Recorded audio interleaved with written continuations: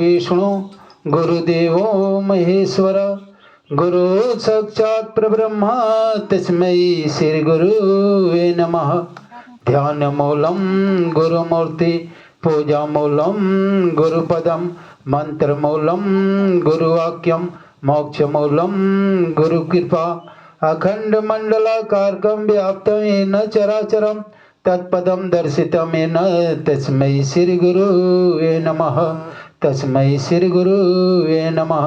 बोले सद्गुरु साईनाथ भगवान की जय हो। साईनाथ भगवान की जय हो। आज का दिन हम सब भक्तों के लिए बहुत शुभ दिन है। आज गुरु पूर्णिमा का दिन है।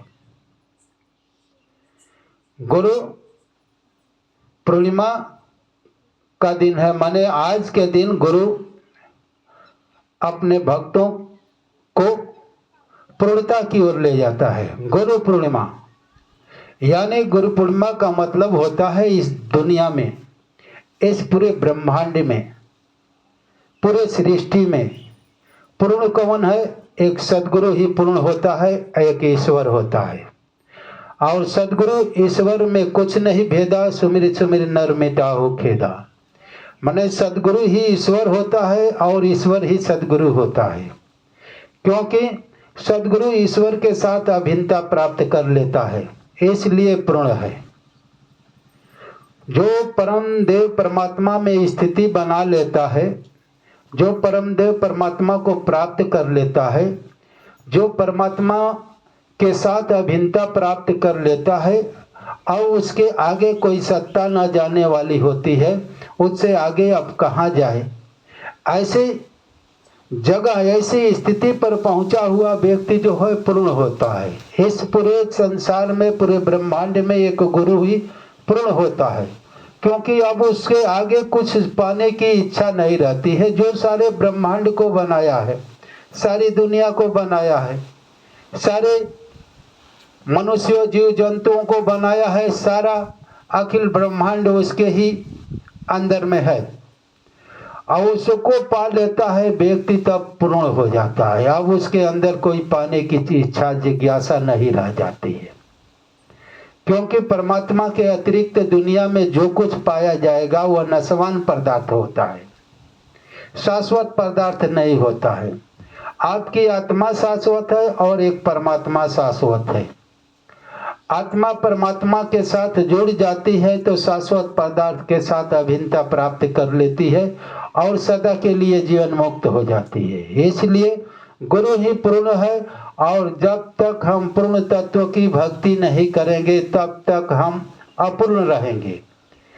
जब तक हम ईश्वर की यात्रा कर कर ईश्वर के साथ अभिन्नता प्राप्त, माने ईश्वर से मिलन नहीं करते हैं, यह जीव इस संसार में हमेशा भटकता रहेगा, भोगता रहेगा, सुख दुख का अनुभव करता रहेगा, पाप पुण्य करता रहेगा और करते करते ये दुख सुख का अधिकारी बनता रहेगा और कभी अपनी आत्मा तक नहीं पहुंचेगा। गुरु जो है पूर्णता की ओर ले जाता है, इसीलिए गुरु पूर्णिमा मनाई जाती है। गुरु ही पूर्ण है और गुरु पूर्णिमा मनाया जाता है। इस संसार में कोई व्यक्ति पूर्ण है ही नहीं, इसलिए गुरु पूर्णिमा मनाई जाती है। गुरु के अतिरिक्त कोई पूर्ण नहीं है और पूर्णता की ओर ले जाना, आपको ईश्वर से मिलाना ही पूर्णता है। जो पूर्ण रहेगा संसार में, वही पूर्ण तत्व आत्मा परमात्मा से मिलाकर आपको मुक्ति देगा और आपकी आत्मा सदा के लिए इस माया रूपी जंजाल से मुक्त पाएगी, अपने को भवबंधन से छुटकारा पाएगी और अपने अविनाशी तत्व में स्थिति पाएगी। गुरु कैसा होना चाहिए? साईं बाबा जैसे सदगुरु होना चाहिए। ऐसा नहीं कि रोजी रोटी वाला गुरु चाहिए। रोजी रोटी वाला गुरु देखते हैं ना, है ना दुनिया में, कि उनकी दृष्टि सिर्फ रोजी रोटी पर दिखती है। अभी अभी भाई कुल झगड़ा लखड़ा हुआ था, ये रोजी रोटी वाले गुरु थे और रोजी रोटी वाले गुरु पूर्णता की ओर नहीं ले जाते हैं। इसलिए हमको कहाँ चलना चाहिए? बिना रोजी रोटी वाला गुरु के पास, जिसके इच्छा मात्र से आप महान हो जाएंगे, जिसकी इच्छा से आप करोड़पति अरबपति हो जाएगा। कंगाल व्यक्ति अरबपति हो जाता है, उसका हर मनोकामनाएं पूर्ण हो जाती है और परमात्मा को पा लेता है। ऐसा गुरु चाहिए। ऐसा नहीं कि रोजी रोटी वाला गुरु चाहिए, कथावाचक गुरु चाहिए, ऐसा नहीं खाली कथा कहता हो, ऐसा गुरु नहीं चाहिए। जिसे आत्मा परमात्मा तक पहुंचा नहीं है तो आपको कैसे पहुंचाएगा? जो ईश्वर तक पहुंचा नहीं है तो आपको कैसे पहुंचाएगा? सिर्फ पोथी पढ़ा है, जिसको कबीरदास जी कहे हैं कि पोथी पढ़ पढ़ जग मुआ, पंडित भया न कोई, 2.5 अक्षर प्रेम का पढ़े जो पंडित हो। समझ? वो 2.5 अक्षर पढ़ते नहीं है, पूरा आकाश पाताल का मंत्र जानते हैं। इतना ही जानते हैं आत्मा परमात्मा क्या है, वहां तक इनकी अनुभूतियां हुई नहीं है। इसलिए पूर्ण गुरु की आवश्यकता है, जैसे साईं बाबा है। आपको आपकी आत्मा करोड़ों जन्मों से भटक रही है, उसे दिखा देंगे, जना देंगे। देखो तुम्हारे हृदय में ही दिखा देंगे, शरीर से निकाल कर भी दिखा देंगे। तुम चाहोगे कि शरीर से निकाल दे तो निकाल कर भी दिखाएंगे और शरीर में भी दिखाएंगे। और जब देख लेंगे तो उसका ध्यान करने लगेंगे। ध्यान करते करते करते एक दिन आत्मा को प्राप्त कर लेंगे। आप जब आत्मा को पा लेंगे तब समझेंगे कि भाई ये शरीर हमारा वस्त्र है, हम शरीर ही नहीं है, हम तो आत्मा है, हम तो ब्रह्म है, हम तो अविनाशी है, हमारा नाश नहीं हो सकता है। हम शरीर के चक्कर में पड़े हुए थे कि मैं गरीब हूँ, अमीर हूँ, इस शरीर का बीवी बच्चे है, हमारा तो कोई बीवी बच्चा ना, हम तो दुनिया का शहंशाह हूँ। ऐसे स्थिति में गुरु पहुँचा देगा। हमको तो इस संसार में कुछ शाश्वत वस्तु दिखते ही नहीं, सब नश्वान पदार्थ दिखता। गुरु पूर्णता की ओर ले जाता है और रोजी रोटी वाले गुरु अपूर्णता की ओर ऐसे प्रवचन करेंगे मधुर मधुर कि आप समझेंगे कि यही सही गुरु है। आपको धोखा में डालेंगे, आपसे दक्षिणा ऐंठेंगे। समझ रहे हैं? उसको दृष्टि रोजी रोटी पर रहती है। जिसकी दृष्टि रोजी रोटी पर रहेगा तो भगवान की बातें करेगा, भगवान के ओट में रोजी रोटी की बात करेगा। नाम तो परम तत्व परमात्मा को लेते हैं, लेकिन ओट में धन की कामना रहती है।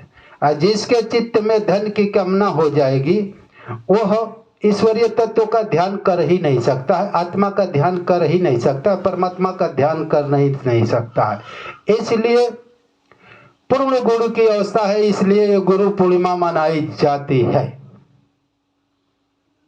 और पूर्ण तत्व की तरफ ले जाता है, ईश्वर की तरफ ले जाता है। और पूर्ण गुरु सदगुरु साईं है, हमें आत्मा को दिखाए हैं। हम आत्मा का हमेशा ध्यान करता हूँ, आत्मा को शरीर से 3 बार निकाल कर दिखाए हैं और हमेशा इनकी कृपा से मैं ध्यान करता हूँ, आत्मा को देखता रहता हूँ। और एक दिन आत्मा का ध्यान करते करते आत्मा को प्राप्त हो गया। आत्मा ही ईश्वर का अंश है, उसी में ईश्वर रहता है, ईश्वर की दिव्य भूतियाँ रहती है, ईश्वर से ओतप्रोत है आत्मा।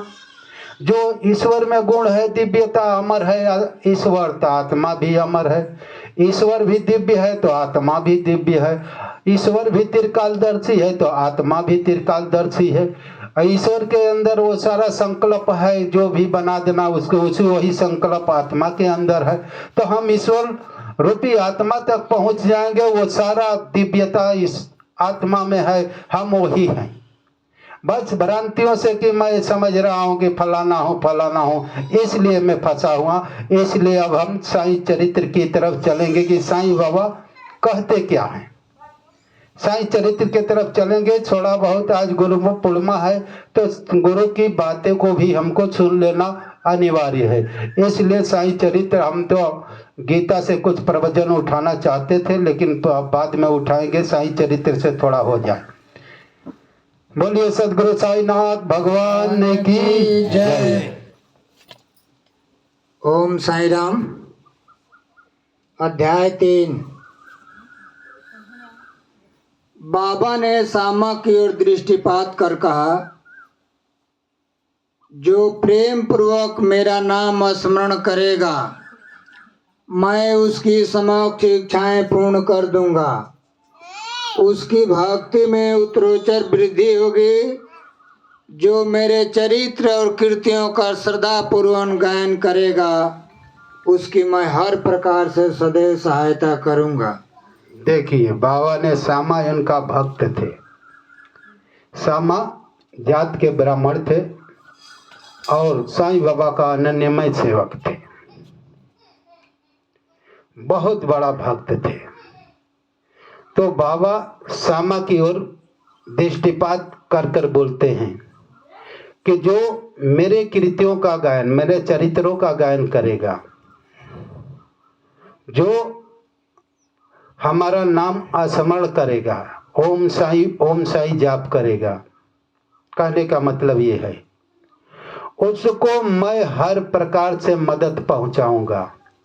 उसकी भक्ति में वृद्धि होगा, धन्य धान्य से परिपूर्ण होगा, हर प्रकार से उसे मैं सहायता पहुंचाऊंगा और उसे बाद में सही मिलेगा कि मोक्ष की उपलब्धि प्राप्त कर देंगे। साईं बाबा में सारा शक्ति भरी हुई है।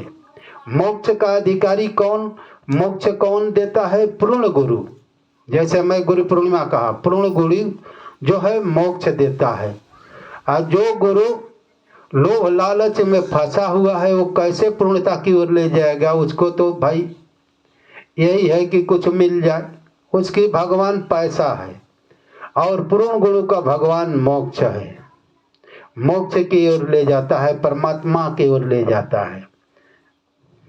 जो भक्तगण हृदय प्राणों से मुझे चाहते हैं उन्हें मेरी कथाएं श्रवण कर स्वभावतः ही प्रसन्नता होगी। विश्वास रखो कि जो कोई मेरी लीलाओं का कीर्तन करेगा उसे परमानंद और चिर संतोष की उपलब्धि हो जाएगी। देखिए, विश्वास करो, जो मेरी लीलाओं का गायन करेगा, चिंतन करेगा, मने चिंतन मने हमारा ध्यान, भक्ति, नाम स्मरण, योग अभ्यास, जितना भी पद्धति है साधना की वो करेगा तो उसे चिर संतोष परमानंद की प्राप्ति होगी। परमानंद एक ईश्वर है, समझ रहे हैं? ईश्वर के अतिरिक्त कोई परमानंद, ईश्वर परम आनंद। परमानंद का मतलब परम आनंद। उसका आनंद का कोई वर्णन इसी यही जगत में कोई वर्णन है ही नहीं। ऐसा आनंद तक बाबा पहुंचाएंगे, यानी परमानंद परमात्मा से मिला देंगे और जना मना का चक्र आपका छुटकारा करा देंगे भव बंधन से। जो हम नकली वस्तु को पाए हुए हैं, मान लीजिए आपका क्या है, ये नकली शरीर है, हमेशा जन्मना मरना जन्मना मरना, चाहे कभी कुत्ता बनना, कभी बिल्ली बनना, कभी मनुष्य बनना, घोड़ा गगधा कुत्ता सुअर आदि जितने ही कीट पतंग बनना, ये मरना जन्मा, ये जरा मरा के चक्र से निकाल कर कहाँ लेकर जाएंगे? परमानंद मानी परमात्मा से आत्मा को मिला देंगे और सदा के लिए बंधन से, मरने जरने से छुटकारा जीव पा जाता है। ये अज्ञान में धन दौलत के पास, ये शरीर भी एक अज्ञान है, एक वस्त्र है आत्मा का, और इस वस्त्र के चक्कर में हम जीवन भर मरते हैं और हाथ में कुछ ही नहीं लगता है। आखिर में वस्त्र को हम फूंक ताप देते हैं। हाई वस्त्र के न जरूरत है बिल्डिंग का, वस्त्र के जरूरत है कि 10 बीघा खेत हो जा, 50 बीघा खेत हो जा, इसके इज्जत के लिए मरते हैं। आत्मा की इज्जत के लिए मरते हैं? नहीं। आत्मा को तो देखते ही नहीं तो मरेंगे कैसे? जब गुरु आपको दिखा देगा साधना पर तो आप आत्मा के लिए मरने लगेंगे कि भाई आत्मा ही हम है और आत्मा को प्रयत्न कर, हमको मुक्ति चाहिए। जब निकाल कर दिखाएंगे तो आपको तुरंत मालूम होगा, परमानंद का अनुभव मिलेगा। जब आप आत्मा को देखने लगेंगे अपने स्वरूप को, तो उसी समय बाबा दिखाएंगे तो ऐसा लगेगा कि आप परमानंद में है, परम सुख में है। इस संसार में तो कोई सुख है ही नहीं, समझ रहे? हमको दिखाए हैं, मैं इसलिए कह रहा हूँ कि मुझे जब शरीर से निकाल कर, कई 3 बार निकाल कर दिखाए हैं, जब निकाल कर दिखाए तो कह गई तो मैं शरीर ही नहीं है, शरीर तो वो वस्त्र है वहाँ पड़ा हुआ है, मैं तो शरीर को अलग से देख रहा हूँ, मैं तो तो आनंद स्वरूप है। ये शरीर में तो रोग है, हमको दर्द हो रहा था, अब तो दर्द नहीं हो रहा है। मैं तो सुख स्वरूप हूँ, अनादि स्वरूप हूँ, आनंद स्वरूप हूँ, ईश्वर स्वरूप हूँ। मैं तो कहीं एक संकल्प मात्र से जा आ सकता हूँ और मैं ईश्वर और मेरे में कोई अंतर ही नहीं है, ऐसा अनुभव आएगा। मैं ही इस ब्रह्मांड का नायक हूँ, मेरे अतिरिक्त इस दुनिया में मैं ही सबके हृदय में निवास करता हूँ, मैं ही एक तत्व हूँ, दूसरा कोई तत्व है नहीं। ऐसा ब्रह्म ज्ञान आपके हृदय में चमक उठेगा। अभेद भाव आपका समाप्त हो जाएगा कि भाई वो छोटा है, ये बड़ा है, सब में एक ही तत्व दिखेंगे कि मैं ही आत्मा हूँ। और कुत्ते बिल्ली ऊंच नीच में सब में मैं ही हूँ, और मेरे अतिरिक्त इस संसार में दुनिया में कुछ है ही नहीं। तो आपका वैमनस्यता इसी तरह से समाप्त हो जाएगी कि मैं किससे, कोई अपने से धोखा थोड़े करता करेगा। जब दो दिखेगा तब तो धोखा करेगा, दो दिखेगा तो ईर्ष्या होगी, द्रोष होगी, पाने की आशा होगी। करोड़पति में मैं ही हूँ, अरबपति में और कंगाल में भिखारी में मैं ही हूँ। तो आपकी ईर्ष्या द्रोष इसी तरह से समाप्त हो जाएगी। जब उस तत्व को नहीं जानेंगे तभी तकले आपको ईर्ष्या द्रोष काम क्रोध राग द्वेष खूब सताते हैं।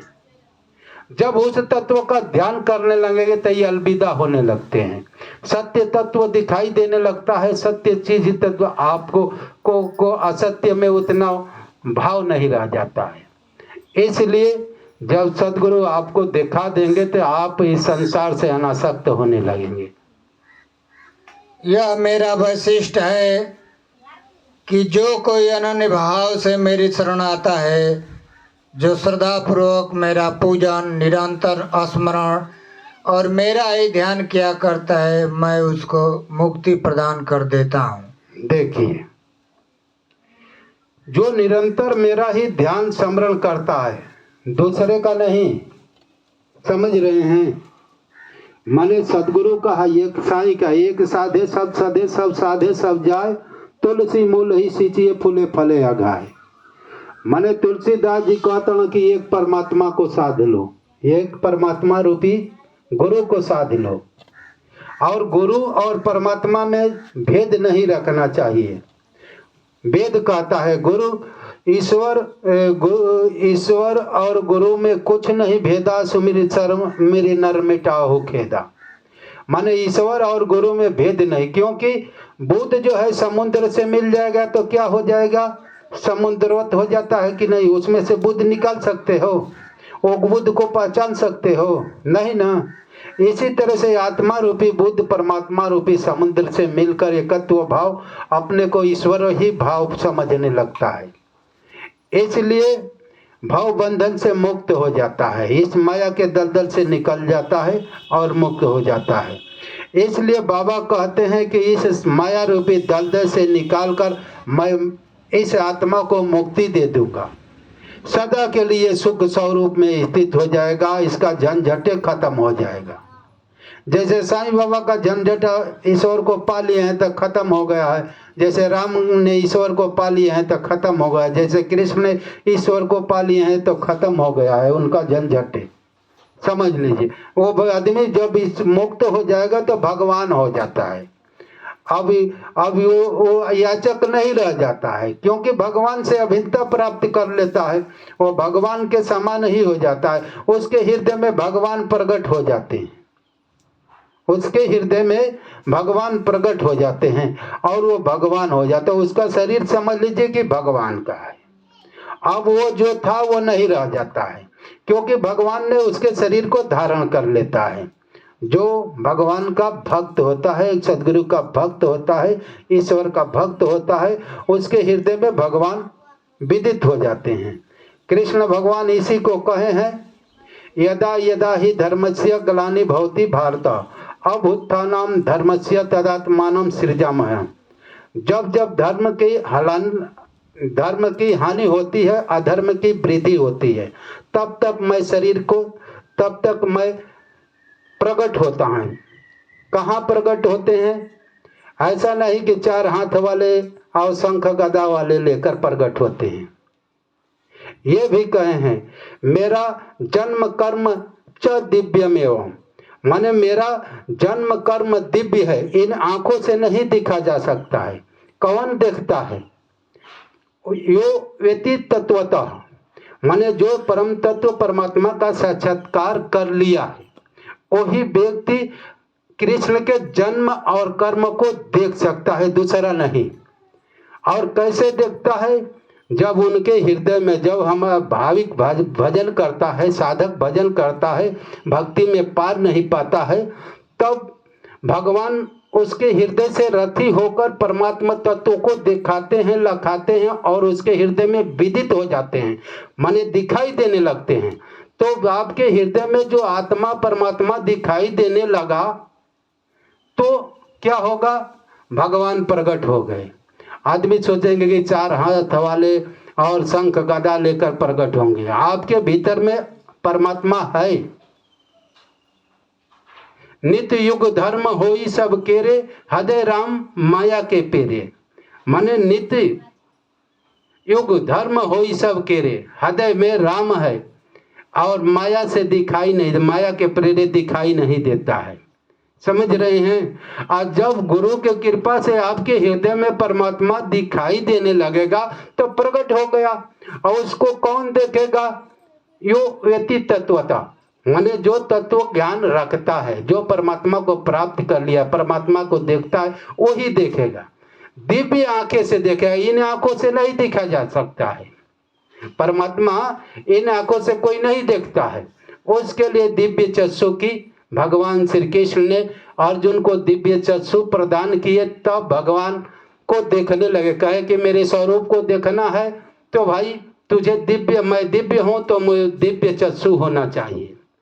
भाई गीता में जब उपदेश दिए तो देखा है ना कि भाई इन आंखों से मेरे स्वरूप को नहीं देख सकते हो, इसलिए आपका दिव्य आंखें जो है, दिव्य दृष्टि जो है, सूरत है मन की दृष्टि का नाम दिव्य दृष्टि है।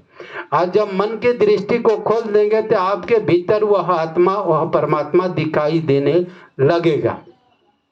जब दिखाई देने लगेगा तो आप देखने लगेंगे। और जब देखने लगेंगे तो ऐसे ही तत्वदर्शी, उसी को तत्वदर्शी कहते हैं। जो आत्मा को प्राप्त कर लिया है, परमात्मा को प्राप्त कर लिया है, उसी को तत्वदर्शी कहते हैं। भगवान श्री कृष्ण कहे हैं कि हे अर्जुन, तद्धिति पणिपातेन परिप्रश्नेन सेवया उपदेशान्ति ते ज्ञानिनां तत्वदर्शिनः। हे अर्जुन, तुम तत्वदर्शियों के सानिध्य में जाओ, पणिपात होकर और साष्टांग दंडवत प्रणाम कर, उनकी सेवा शुश्रूषा कर और उस तत्व ज्ञान को जान। कौन? जो परम तत्व परमात्मा का ज्ञान है। ये नहीं कहते कि भाई जाओ पोथी वाले के पास जो कथा बाच रहा है, कथा बाच रहा है उसके पास जाओ, कथावाचकों के पास जाओ, ऐसा नहीं कहा है।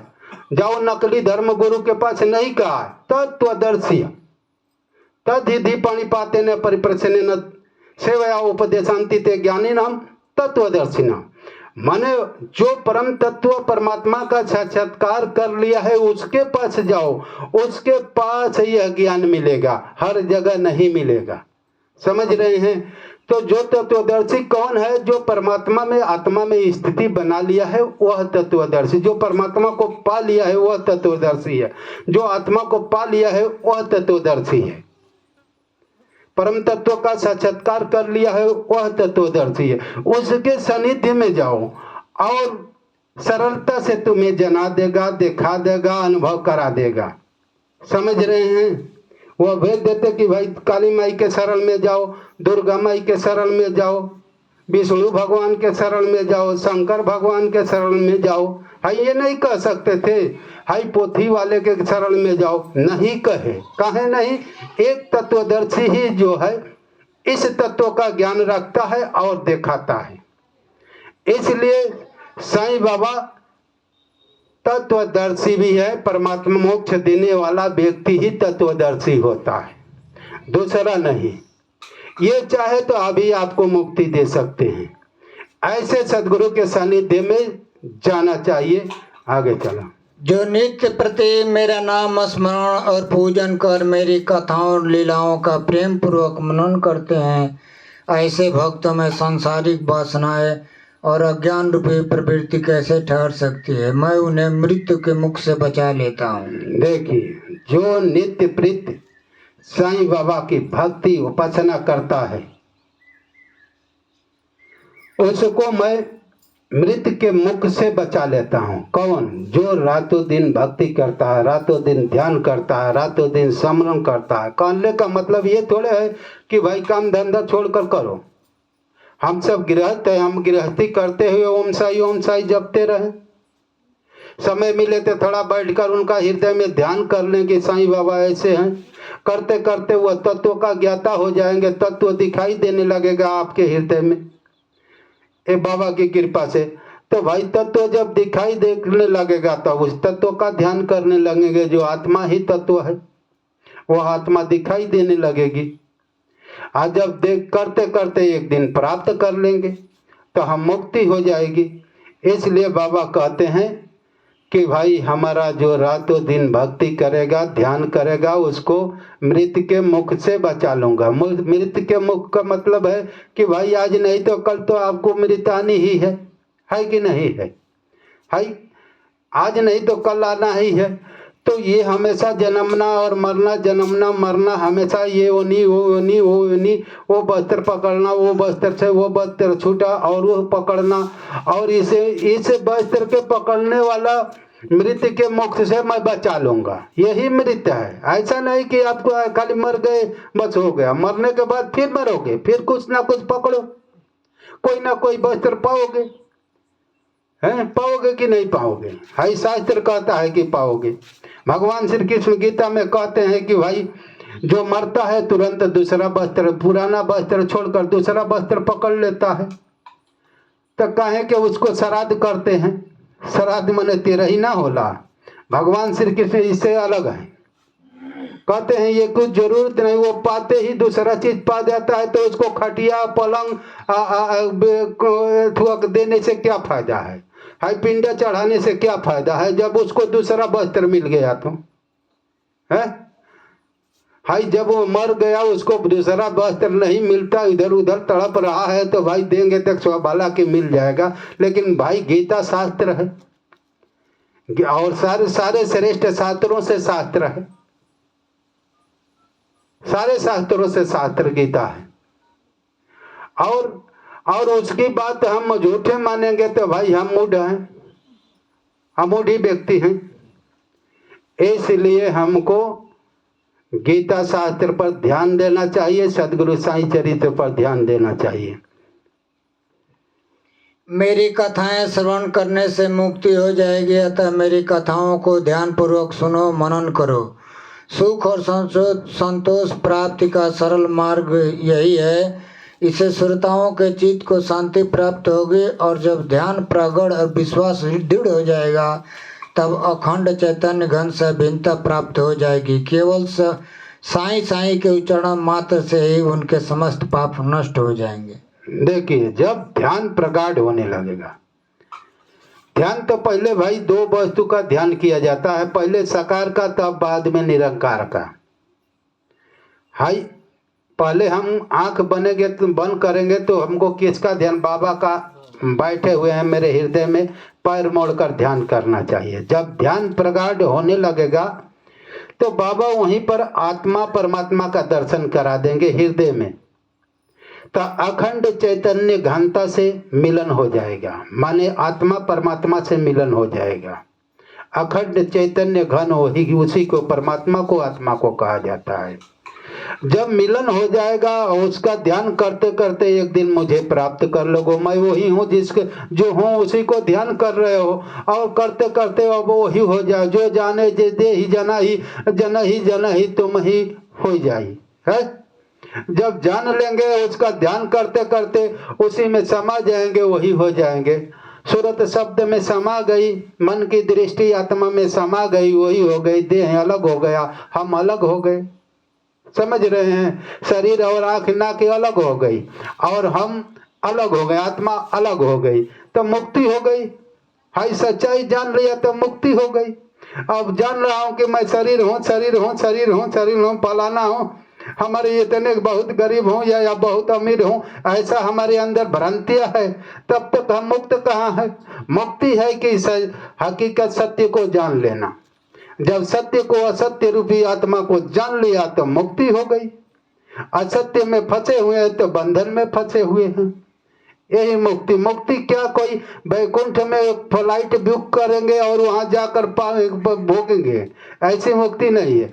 आपका अंधकार मिट गया, शाश्वत आत्मा जागृत हो गई, परमात्मा दिखाई देने लगा और परमात्मा के साथ हो लिया, मुक्ति हो गई।